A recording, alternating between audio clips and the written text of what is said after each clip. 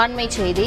உளுந்தூர்பேட்டை அருகே பேருந்துகள் அடுத்தடுத்து மோதிய விபத்தில் 15 பேர் காயமடைந்திருப்பதாக தகவல் கிடைத்திருக்கிறது. இது தொடர்பான மேலும் விவரங்களை தருவதற்காக செய்தியாளர் பாலாஜி இணைப்பில் இருக்கிறார்.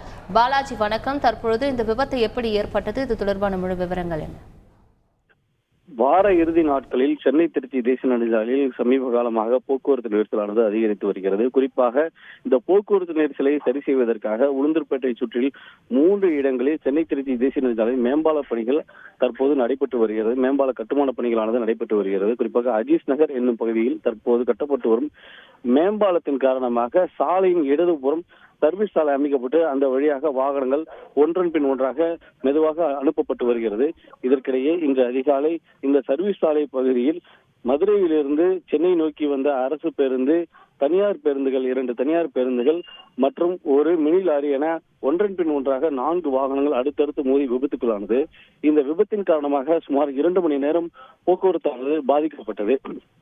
தொடர்ந்து அங்கு வந்த போக்குவரத்து போலீசார் போக்குவரத்தை சரி செய்யும் பணியில் ஈடுபட்டு கவிழ்ந்த மினி லாரியை அங்கிருந்து அப்புறப்படுத்தியதற்கு பின்னால் போக்குவரத்து சீரானது.